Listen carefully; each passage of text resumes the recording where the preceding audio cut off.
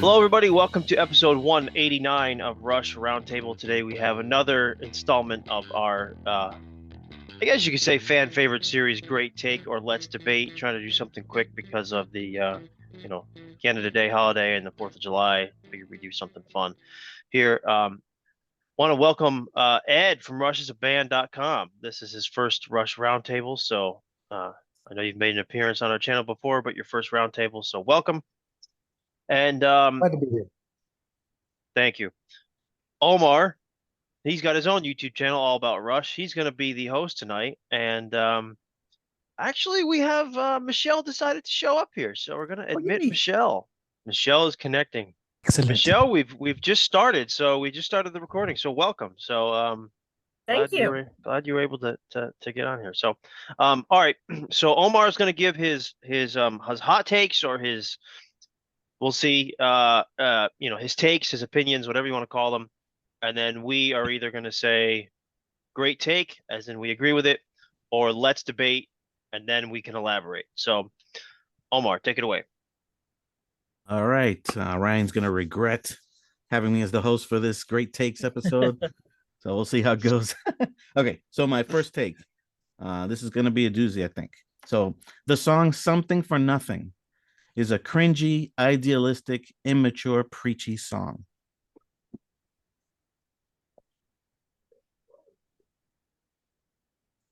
Paul. I can't. No. Run that by me again. A what? The song Something for Nothing. Yeah. Is a cringy, idealistic, immature, preachy song. I've never seen it that way. I have to disagree with you on that one. I can't debate it, but I don't know what to say. You're saying you're gonna debate it? Yeah, but I don't know what to use as a debate because I just don't agree with what you're saying. It's not cringy. I love the song. Wait, no, I'm not saying it's a bad song. I'm just saying it's cringy, idealistic, immature, and preachy. Okay, well, my brain's getting back together.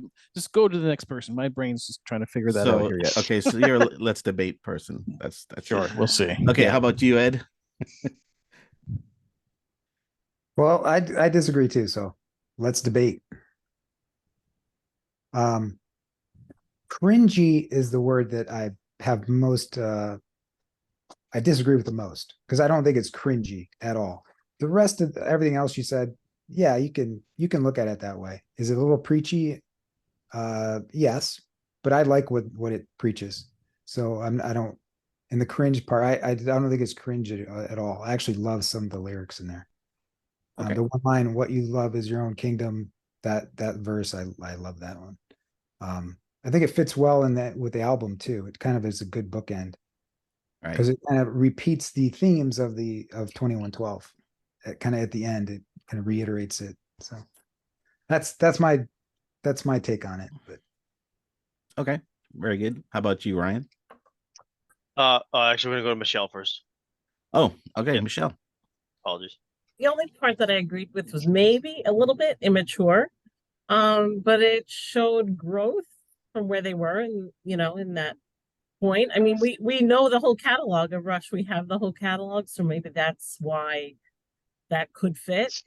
But in terms of like what Ed was saying, it is a bookend to cap off the album. So I'm gonna disagree on that part. All right.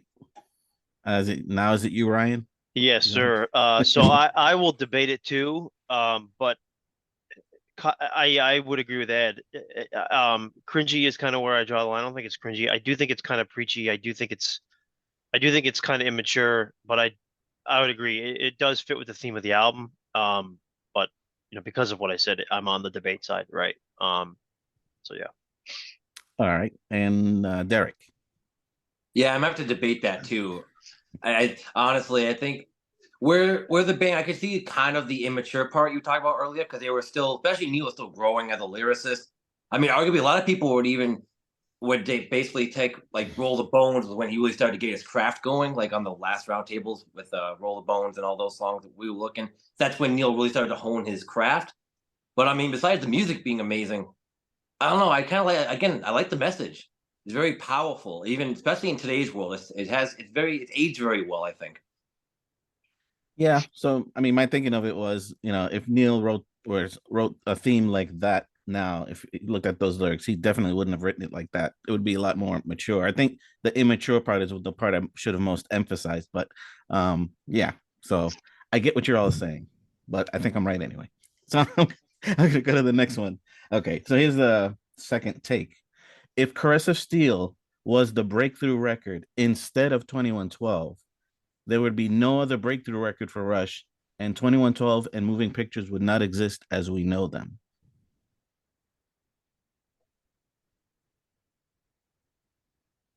Paul. I think that's a great take. Okay. Cool. Ed. Yeah, I'd say that's a great take. Cool. All right. Michelle. Wyatt. Definitely. Look at where they would be. We hear so much about where they would be if that were the album. So much consideration as to whether or not that was the right thing. If that was a good choice, if it was a good sophomore push, and there may not have been an album after. So you're saying it's a great take? Great take. Okay. Ryan. Great take. Cool. And Derek. Great take. All right. Complete turnaround. I like it. All right. So let's go straight to the third take. So the concerts during the 2000s were at least as much about the spectacle of the show than the musicianship, whether it was intentional or not. Paul. Great take. Okay, good. Ed. Great take. All righty. Michelle. Great take. I mean, think about all the props on stage. Yeah, exactly. Hey, Ryan. Can I hear that again? Sure. The concerts during the 2000s were at least as much about the spectacle of the show than the musicianship, whether it was intentional or not. Well, it was intentional per Getty. I mean, great take. Okay, cool. And Derek? Yeah, I'm gonna say great take as well. All right, fantastic. Cool. All right. So I have 3 takes coming up that are related to Alex, right? So the first one, and it may sound like a knock on him, but it's not. These are suppositions that I thought. So the first one is, if Alex had ever left the band and Triumph's Rick Emmett was available, he'd be a great replacement. Paul. Ooh, why do I have to be first? You can blame Ryan for that. Well, we're gonna have to debate on that one. As much as Rick Emmett is a fantastic guitarist, I'm not sure if he would have brought the same style that Alex would have brought to the table, especially over the years, right? Because I mean, and Rick Emmett was also a vocalist, so would he have required or put more input into the vocals with Getty? I don't know, but we'll never know. But no, I don't think it would have worked to replace Alex with Rick.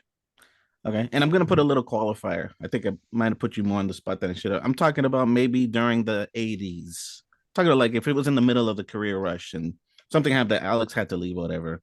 That's the supposition. How about you, Ed? Yeah, I agree with Paul. I don't think Rick is a good fit for Rush, even though he's a great guitarist and I love Triumph. Triumph is not. I wouldn't call them a prog rock band at all, and I just don't think he would fit well in Rush. If that had happened, they would have gone in a completely different direction, I think. And you're right about the vocals too. Who knows how that would have worked? Yeah, That's maybe even interesting. conflict between him and Getty as to how to sing. They can harmonize or something. Yeah. Now I want Rick Emmett to play with Rush and see what happens. Except Right. Neil's not around anymore. Oh well. All right, very good. How about you, Michelle? Sorry, I completely agree with Paul and with Ed. But I'll explain why. I think it has a lot to do with gelling with someone, the way that he had that friendship and that sincere closeness with Getty, or has, I should say, not past tense. I know from working with someone for such a long time, you start to finish each other's sentences. You get to know each other. You can just throw each other a look and they'll know when to switch and which chords, to add bottom to, or even just to feel each other spontaneously on stage. And I don't think that I don't think there's an exception to that in the studio as well, or in the writing process. So um, I couldn't imagine that being a good fit at all. We wouldn't get the same feel for the songs, and maybe even through the intention of Neil's lyrics with someone else. Alex really embodies that, and where Neil is trying to take it with the lyrics, Yeah, I think any guitarist that would come in that situation would be the situation that they'd have to deal with, right? The gelling and all that. But yeah, I see what you're saying. How about you, Ryan? Yeah, I mean, I will be honest, I'm not familiar enough with Triumph to. So you've just given me homework, so thank you.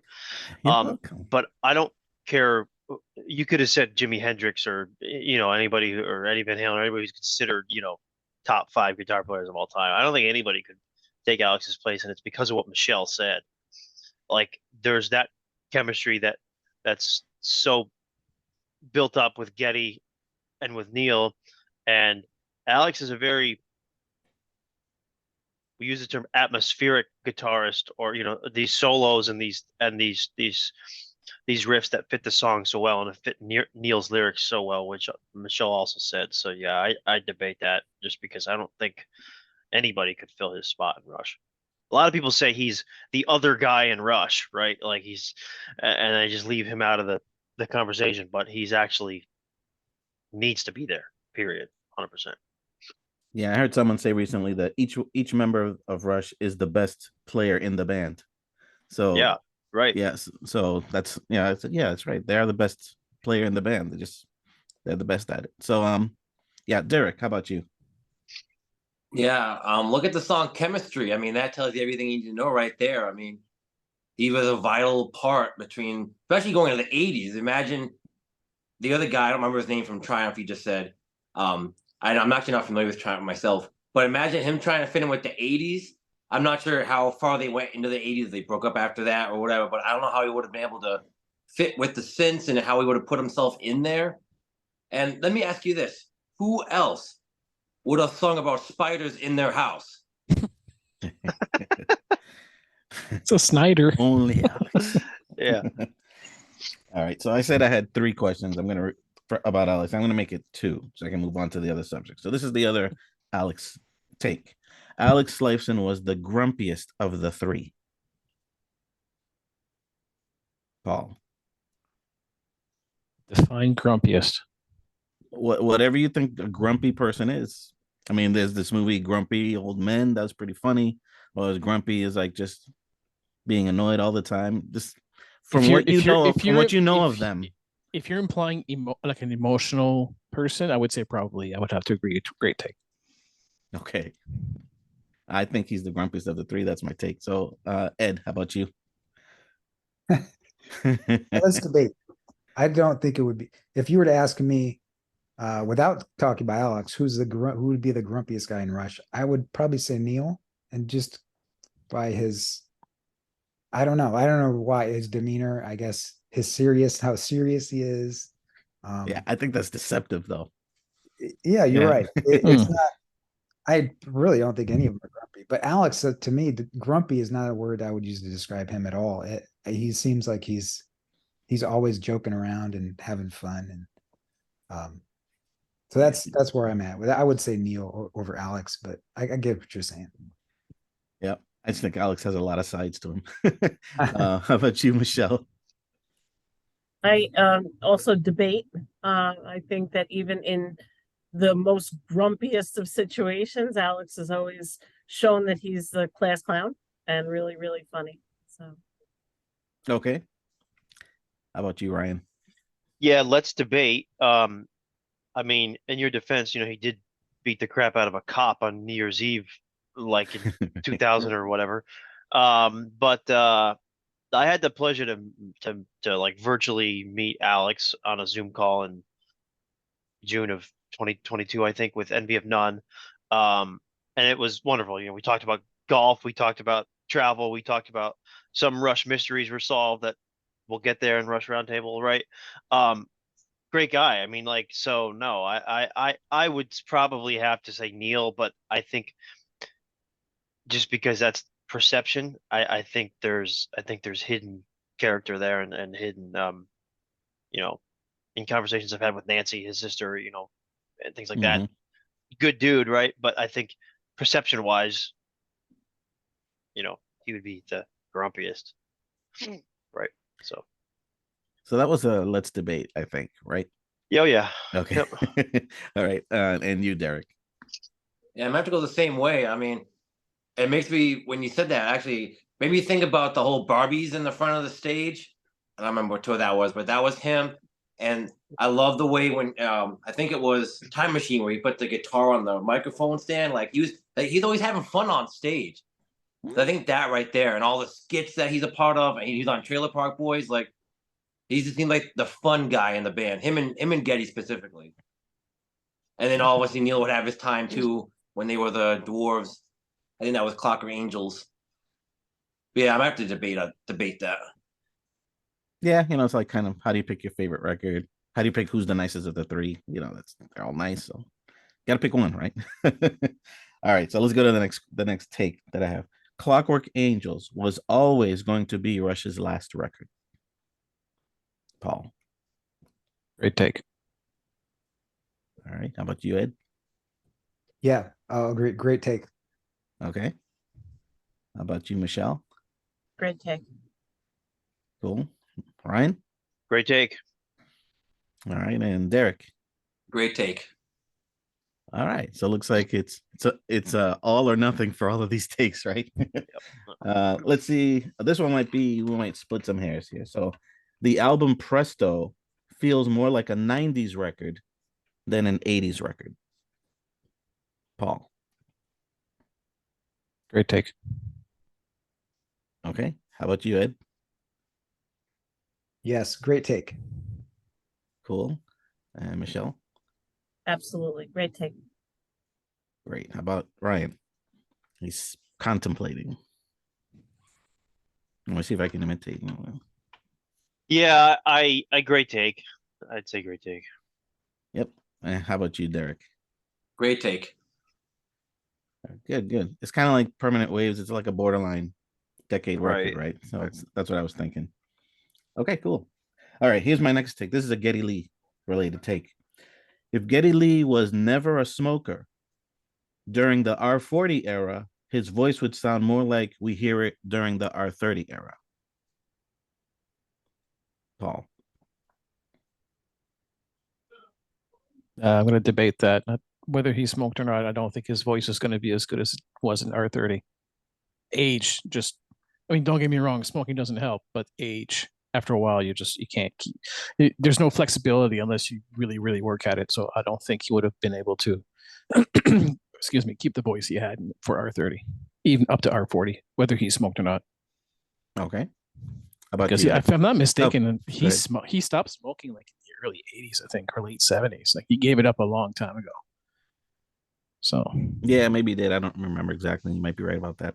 But he was smoking in that Permanent Waves. Right. So I think it was early. Oh, yeah, the documentary. interview. The interview with all smoking three. was probably pot, but I don't know. I mean, like. Well, Alex was pretty happy during that, if I remember correctly. Yeah. You might ask him about it today. He might not remember it. Who knows? How about you, Ed? What do you say? Yeah, I debate that. Yeah.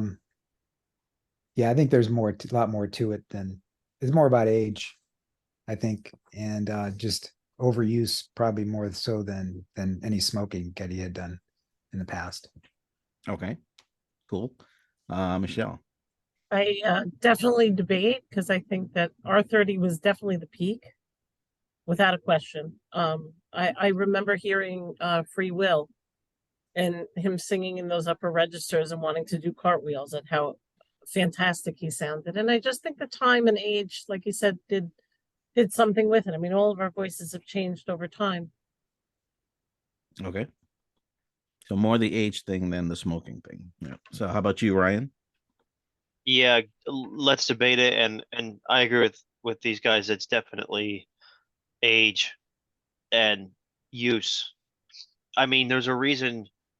Yeah, I like a band called Greta Van Fleet. I don't know if everyone calls them Led Zeppelin Light. I totally disagree with that, but their lead singer is starting to kind of tone it down a little bit with this new record that's coming out in a couple weeks.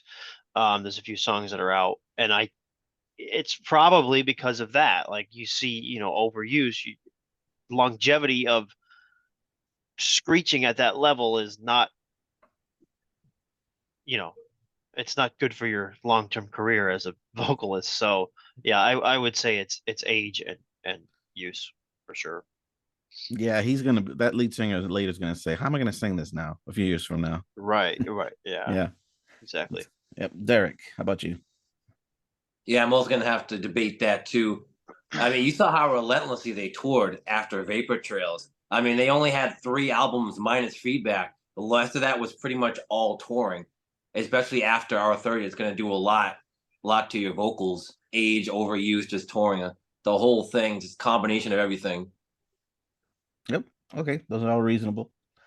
All right, cool. Where's my next one? Okay. The album Signals is the bridge between old Rush and new Rush. Paul. Great take. Lose my voice. Great take. All right. How about you, Ed? Yeah, I'll say great take. Yep. All right. Cool. Michelle? Great take, definitely. Cool. Ryan? You said Signals?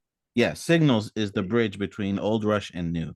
No, Moving Pictures is. I mean, Moving Pictures is literally, we all say Permanent Wave, back to your Presta thing, but with Permanent Waves sounds more like a 70s album than an 80s album, right? Moving Pictures to me is the bridge. Moving Pictures blends the prog of Permanent Waves and back, and the synth of Signals and Forward. So Moving Pictures is literally the perfect blend of both. And to me, that would be the bridge. So that's why I debate it. All right. Fine. All right. All right, Derek, let's see whose side you're on here. Yeah, so I'm just gonna have to say great take to Ryan on this one because I really feel like because Signals is such a tonal shift. Maybe the Analog Kid with Alex's guitar solo and how that's still like maybe one of the last like real classic rock songs we got from Rush. But I would have to say Moving Pictures, Permanent Ways, like that era, like the bridge. Especially Moving Pictures being the synth and the hard rock is a perfect blend. So yeah, it's a debate. That's kind of why I think Signals is the bridge because it sounds still like them as we knew them, and then all this synth stuff that was coming, it kind of like was all incorporated into that one album. But I get your points. Yes. You can make the Terry Brown argument too, right? Like he left after that and all that. Yeah, But still, that's another thing. Yeah. I would still say Moving Pictures myself. Okay. All right. I say Signals. All right. Here's another take that I have. Might be interesting here. If Cyndi Lauper was the guest singer on Time Stands Still instead of Amy Mann, it would have been a bigger hit. Paul.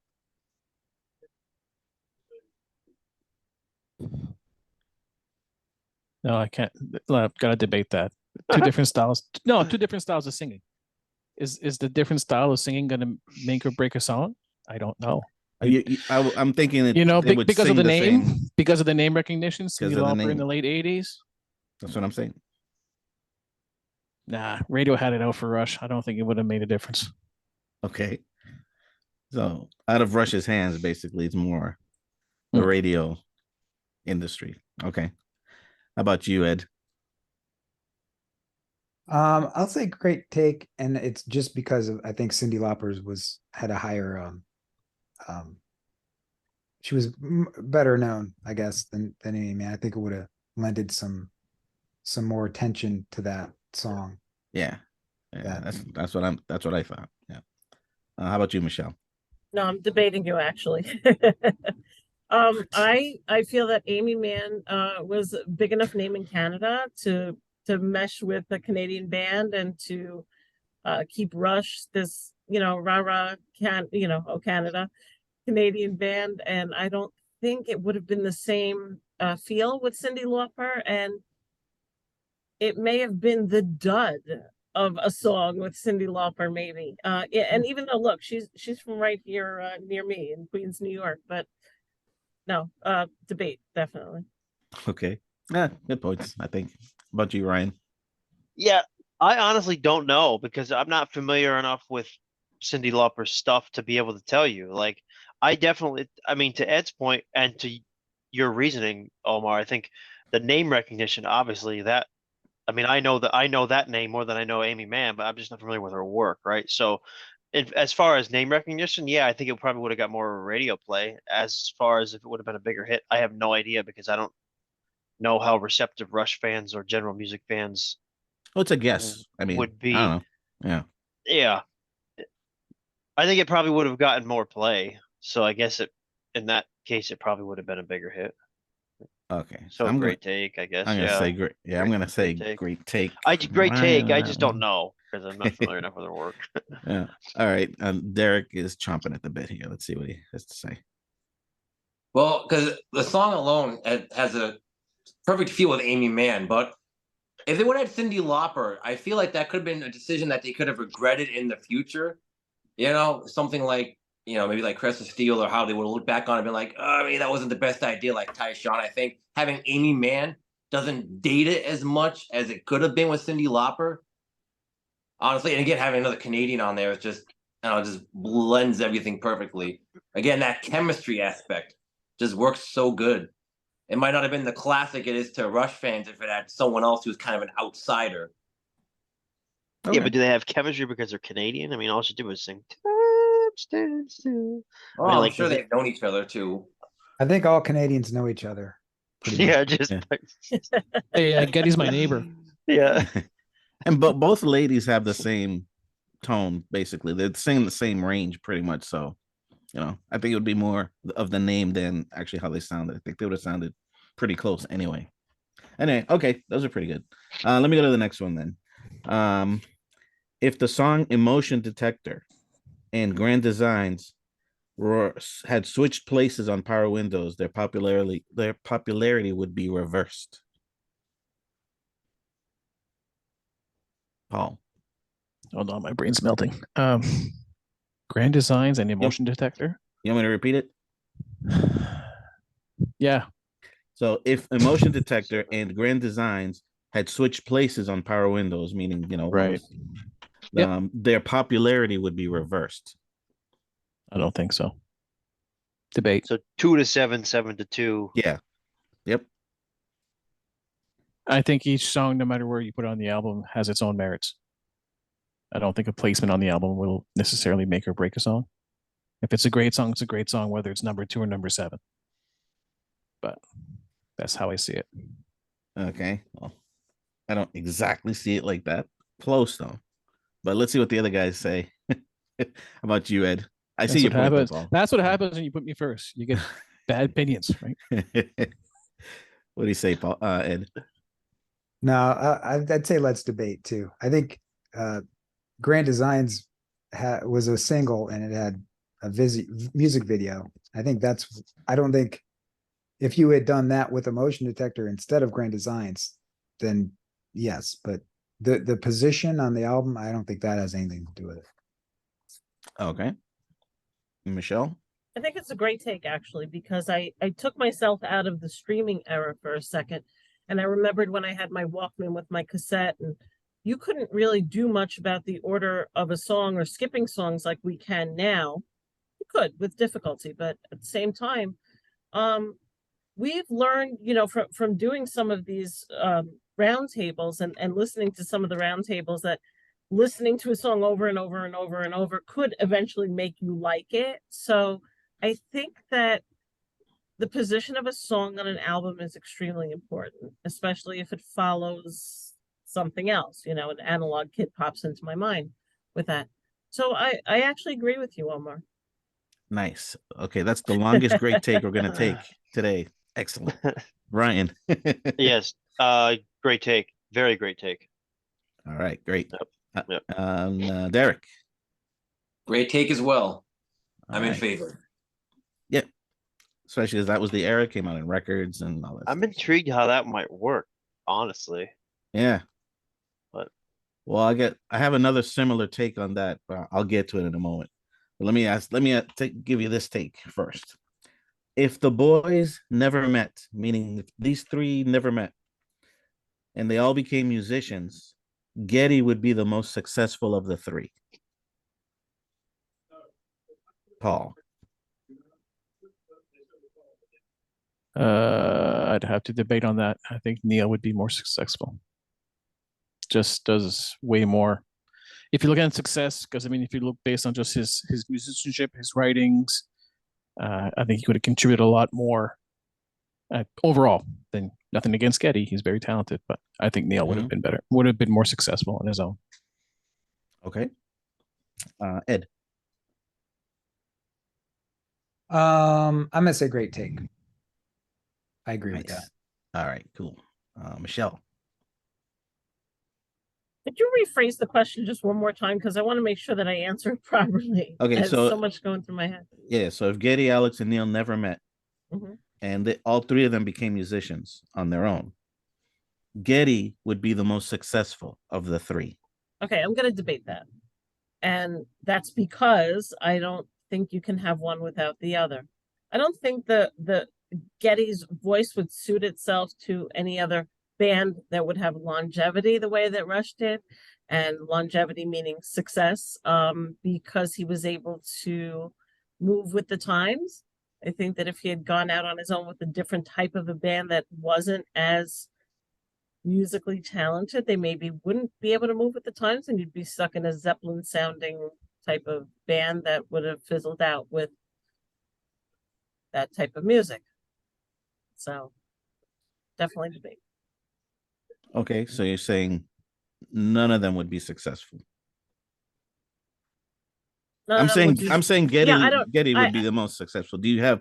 I disagree. I just disagree that Getty would be the most successful. I'm not sure if Alex or Neil would be the most successful. That I'm on the fence about, but I'm definitely disagreeing with Getty being the most successful. Okay, gotcha. Okay, Ryan, how about you?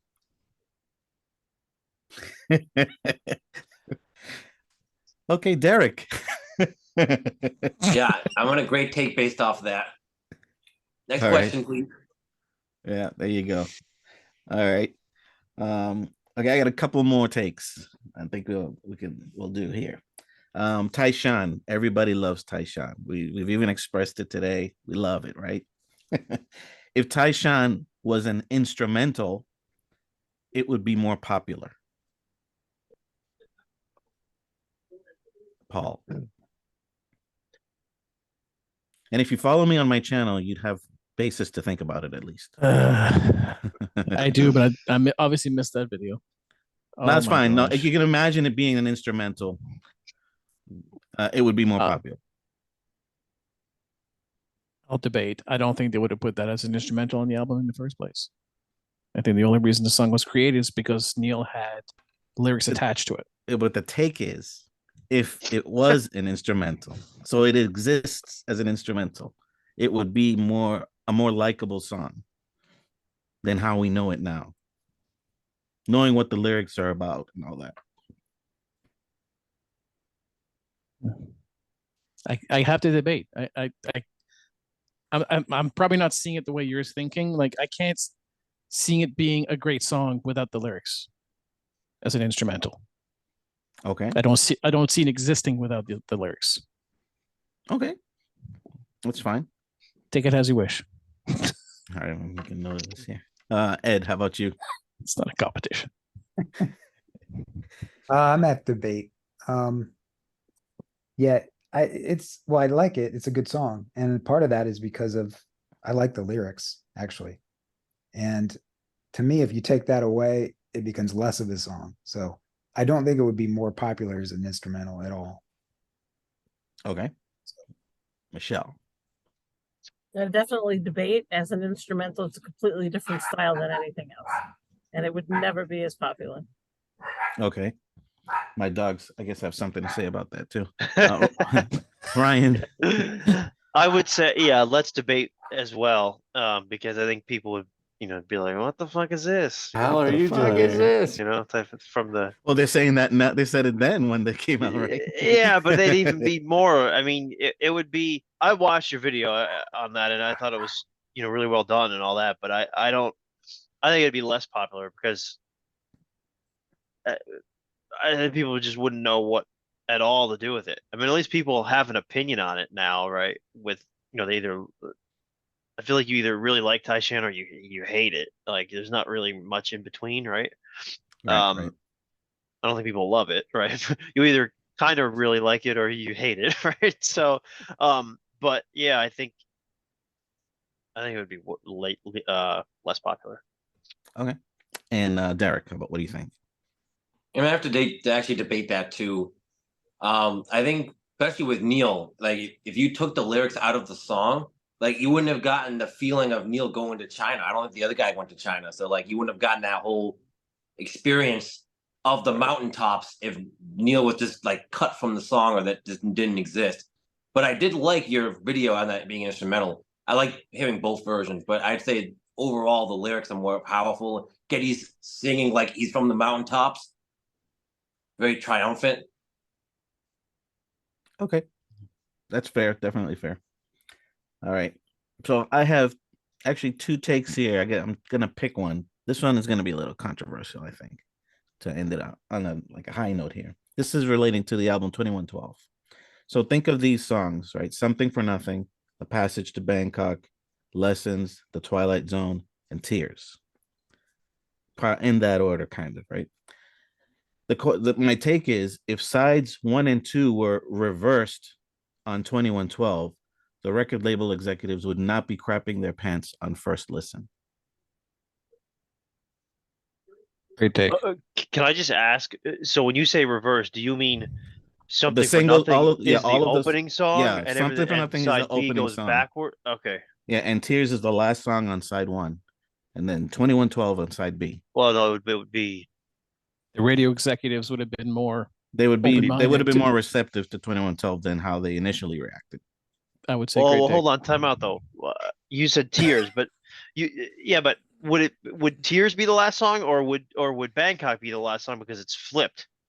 No, Tears would be my thinking about is Tears would be the last song, but you Okay. could make it any order you think, right? I'm saying Something for Nothing would be the first song because it sounds like a hit.